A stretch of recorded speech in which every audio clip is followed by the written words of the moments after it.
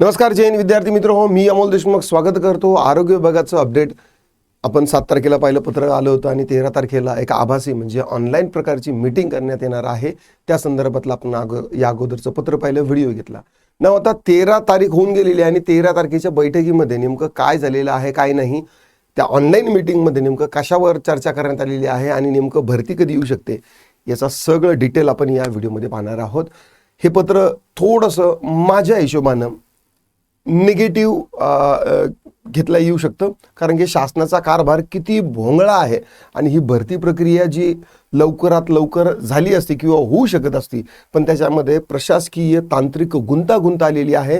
त्यामुळे ही पदभरती थोडीशी पुढे जाण्याची कशी शक्यता आहे ते देखील आपण आजच्या या व्हिडिओमध्ये पाहणार आहोत.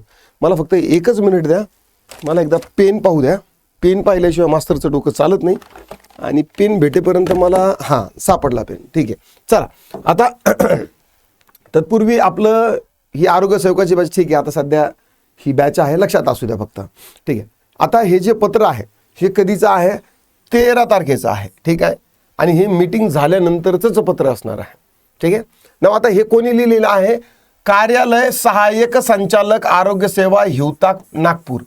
ज्या मॅडम आहेत, खाली त्या मॅडमचं नाव दिलेलं आहे, नैना मॅडम यांनी काय केलेलं आहे, त्या नागपूरच्या सहाय्यक संचालक या आहेत आणि त्यांनी काय केलेलं आहे, कोणा लिहिलेलं आहे, संचालक आरोग्य सेवा संचालनालय पुणे, DHSचे जे संचालक आहे तर त्यांना हे पत्र लिहिलेलं आहे. संचालकांनी सांगितलं होतं की सगळ्या याची आपली मीटिंग घ्यायची, मग हे त्याच्या उत्तर देखत आहे. ठीक आहे, आता मार्फत कोणाच्या आहे, सहसंचालक आरोग्य सेवा हिवताप हत्ती रोग जलजन्य रोग पुणे. हे जे वेगवेगळे योजना आरोग्य विभागामार्फत चालतात त्यांचे जे प्रमुख अधिकारी आहे तर त्यांच्यापैकी एक या नैना मॅडम आहेत. त्यांनी विषय काय सांगितला आहे, गट क गट ड संवर्गाच्या पदभरतीच्या अनुषंगाने पूर्वतयारीबाबत. ठीक आहे, एवढं आलं म्हणजे बसलं की युट्यूबचे शिक्षक आली भरती अरे याचा अर्थ काय निघतो काय नाही, प्रशासकीय गुंतागुंत कशी आहे ते पण समजून घ्या. ठीक आहे, संदर्भ सांगितलेला आहे त्यांनी. 9 तारखेला तुमचं पत्र आलं होतं आणि 13/7/2000 रोजीच्या सभेमधील सूचनेअन्वये, म्हणजे 13 तारखेची जी मीटिंग होती त्याच्यामध्ये काय सूचना दिल्या होत्या त्याच्यासाठी हे लिखित स्वरूपातलं आहे ना. आता यामध्ये काय सांगितलेलं आहे पहा, 9-10 कारणं दिलेली आहेत ज्यावरून मला असं वाटतं की या भरतीसाठी थोडासा वेळ लागू शकतो. बघूया.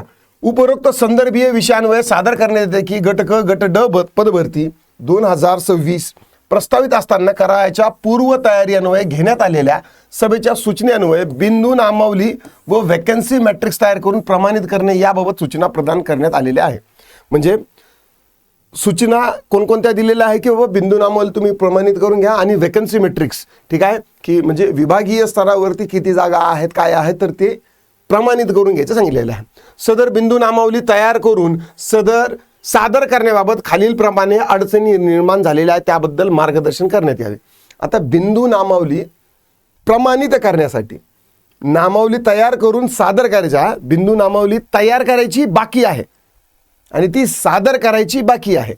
तयार करण्यासाठी आणि सादर करण्यासाठी काय तांत्रिक अडचणी आहे पाहून घेऊया. पहा, पहिला आहे, अद्यापपर्यंत जिल्हा स्तरावरून रोस्टर मंजूर करण्यात आलेले नाही. म्हणजे या पत्रान्वये सांगितलेलं आलेलं होतं की विभागीय स्तरावर काय करा की एकत्रित पदांची बिंदू नामावली तयार करा आणि जे मागासवर्गीय कक्ष त्यांच्याकडून प्रमाणित करून घ्यायचं. पण जिल्हा स्तरावरच जर आणखी रोस्टर तयार नसेल, जिल्हा स्तरावरचीच जर बिंदू नामावली तयार नसेल तर विभागीय स्तरावर कसं करणार. मराठवाड्यामध्ये 8 जिल्हे आहेत, प्रत्येक जिल्ह्यामध्ये किती आरोग्य विभागाचे कर्मचारी काम करत आहेत किंवा त्यांची जर बिंदू नामावली नसेल तर विभागीय स्तरावरती बिंदू नामावली तयार होऊ शकत नाही. टेक्निकल ग्लिच, टेक्निकल प्रॉब्लेम हा आहे प्रशासकीय यंत्रणेचा. ठीक आहे, या कारणाने विभागीय स्तरावर एकत्रीकरण करत असताना पूर्वीची बिंदू नामावली पूर्ण मंजूर नसणे, ठीक आहे, पूर्ण मंजूर असणे आवश्यक असल्याबाबत मागासवर्गीय कक्षाने कळवले आहे. म्हणजे मागासवर्गीय कक्षाने सांगितलेलं आहे की बाबा तुमची अगोदर जिल्हा लेवलची जी बिंदू नामावली तीच मंजूर नाही, तुम्ही चालू विभागीय लेवलचे करायला अगोदर ते जिल्हा लेवलची मंजूर करा व्यवस्थित. हे कोणी सांगितलं, मागासवर्गीय कक्षाने कळवलेलं आहे. नंबर 2, याकरता वर्ग 4 गट ड करिता शासनाच्या पत्रान्वये विभागीय स्तरावर एकत्रीकरण करण्यात यावे किंवा कसे. त्या मॅडमनी विचारलेलं आहे की तुम्ही सांगितलं आम्हाला 13 तारखेच्या मीटिंगमध्ये की विभागीय स्तरावर ग्रुप डीच्या पदाचं काय करायचं, आपल्याला एकत्रीकरण करायचं आहे. मग आता हे करायचं तर कसं करायचं नेमकं, याच्याबद्दल मार्गदर्शन सूचना मागवलेल्या आहेत. हे त्यांनी प्रत्युत्तर दिलेलं नाही आहे की मार्गदर्शन सूचना मागवलेल्या आहेत. ठीक आहे. नंतर करिता जिल्हानिहाय गट ड नियमित क्षेत्र कर्मचारी, ठीक आहे, बिंदू नामावली मंजूर करण्यात यावी. ठीक आहे. आता जिल्हानिहाय गट ड ची जी बिंदू नामावली ती अगोदर आपल्याला काय करावं लागणार आहे की बिंदू नामावली मंजूर करण्यात येणार आहे. नंतर बहुउद्देशीय आरोग्य कर्मचारी यांच्या बिंदू नामावलीमध्ये सुद्धा जिल्हा स्तरावरून बिंदू नामावली मंजूर करण्यात येत होत्या.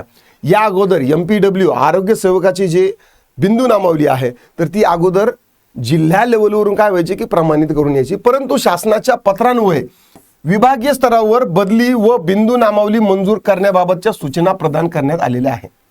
म्हणजे अगोदर MPWचं देखील बिंदू नामावली जिल्हा स्तरावर करण्यात यायची, आता झालेली नाहीये असा याचा अर्थ होतो. आणि पत्रामध्ये काय सांगितलेलं आहे की बाबा आता ही बिंदू नामावली विभागीय स्तरावरती मंजूर करा. म्हणजे तोच सिनारिओ की बाबा जिल्हा लेवलला जर तुमची बिंदू नामावली नाही तर विभागीय स्तरावर कशी असणार.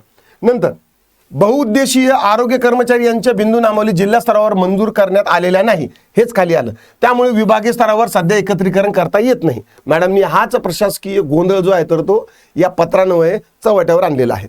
आणि मॅडमचं खरोखर स्वागत करता येईल, कारण की मी जिथं जिथं शाळा पाहिलेल्या आहेत, जिथं मोठमोठ्या इन्स्टिट्यूशन्स पाहिलेले आहेत, तिथं सर्वोच्च पदावर जर महिला असतील ना तर त्या ठिकाणी शिस्त, गुणवत्ता, कामामध्ये प्रामाणिकपणा हा कोणत्याही इतर आस्थापनेपेक्षा जास्तच दिसतो.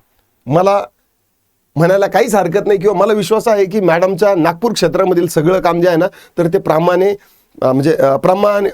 प्रामाणिकपणे इमानीद्वारे मॅडमकडून किंवा त्यांच्या टीमकडून होत असेल.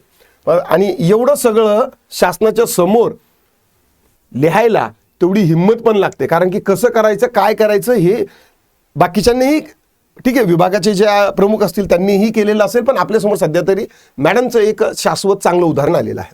नंतर या कारणाने विभागीय स्तरावर एकत्रीकरण करत असताना पूर्वीची बिंदू नामावली पूर्ण मंजूर असणे आवश्यक असल्याबाबत मागासवर्गीय कक्षाने कळवलेलं आहे. तेच सांगितलेलं आहे की विभागीय स्तरावर जर एकत्रितकरण करायचं असेल तर तुम्हाला जिल्ह्याच्या लेवलला अगोदर काय करायचं आहे, बिंदू नामावली पूर्ण आणि व्यवस्थित असणं गरजेचं आहे. म्हणजे हा जिल्ह्याचा आणि विभागीय स्तरावरचा हा जो बिंदू नामावलीचा जो गुंतागुंत झालेला आहे हा सोडवण्यासाठी आता पहिला सगळ्यात अगोदर शासनाला काय करावं लागणार आहे, कंबर कसावं लागणार आहे.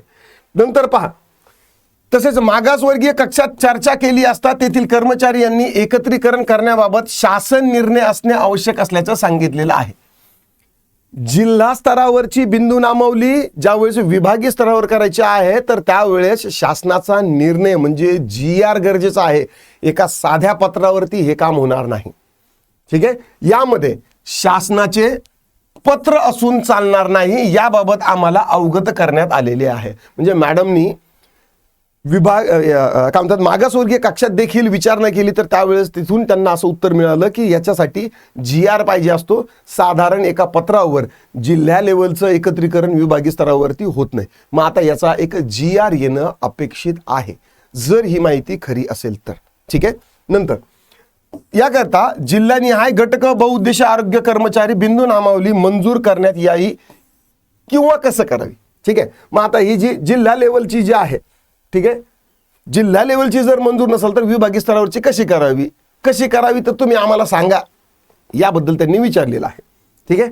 नंतर तसेच सदर जिल्ह्यांचे एकत्रीकरण करत असताना पेसा नॉन पेसा याबाबत शासन निर्णय असल्याखेरीज कारवाई करता येणार नसल्याबाबत त्यांनी आम्हाला सूचना दिलेली आहे. म्हणजे या गुंतागुंतीत आणखी एक गुंतागुंत जी आहे तर ती आहे पेसा आणि नॉन पेसाचे जे क्षेत्र आहे तिथल्या पदाचं देखील. ठीक आहे. आणि त्याच्यासाठी काय पाहिजे, शासन निर्णय. काय पाहिजे, शासन निर्णय पाहिजे. म्हणजे 2 GR येणं अपेक्षित आहे. एक कोणता, एक GR की जिल्हा स्तरावरून विभागीय स्तरावरची नोंदणी करण्यात यावी याचा GR, आणि पेसा आणि नॉन पेसाचे हे 2 GR.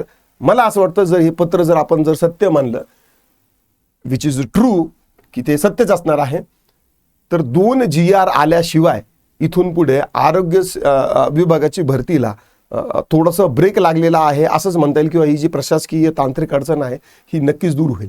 आता करिता सदर बिंदू नामावली विभागीय स्तरावर मंजूर करत असताना वरील प्रमाणे अडचणी जात आहेत, करिता पुढील कारवाई करण्याकरता आपल्या स्तरावरून मार्गदर्शन व्हावे ही विनंती डॉक्टर नयना धुमाळे दुफारे, सहाय्यक संचालक आरोग्य सेवा हिवताप नागपूर यांनी हे पत्र लिहिलेलं आहे संचालकांनी.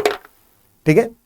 तर जी भरती मला असं वाटत होतं की 2, 3, 4 महिन्यात येऊ शकत होती किंवा आली असती किंवा येईलही कदाचित, त्याच्यासाठी ही तांत्रिक अडचण आहे. बघण्यासारखं होईल की आता ही तांत्रिक अडचण किती लवकर सॉल्व्ह होते. जसं काही होईल तसे सगळे पत्रक आपल्यासमोर नाचत नसत येतील, काळजी करू नका. ठीक आहे. आशा करतो तुम्हाला आजचा व्हिडिओ आवडला असेल तर नक्की लाईक करा, शेअर करा, कमेंटमध्ये तुमचे काही दिक्कत, डाऊट, क्वेरी, परेशान असतील नोंदवू शकता. आता पुरतं एवढंच, थांबतो, पुन्हा भेटूया. राम राम.